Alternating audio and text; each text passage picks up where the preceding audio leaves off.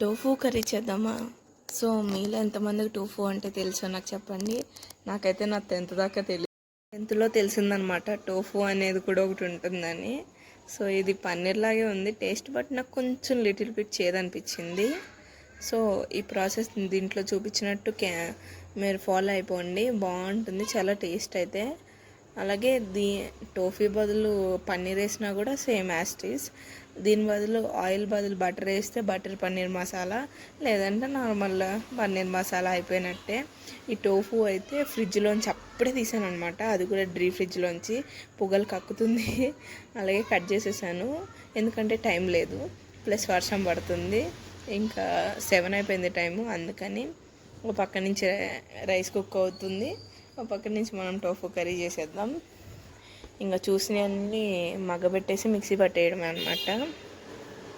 అలాగే ఈ టోఫూస్ని ఒక 10 minutes ముందు ఉప్పు కారం వేసి మంచిగా కలిపేసి ఉంచాము, దాన్ని ఫ్రై చేసుకుంటున్నాము.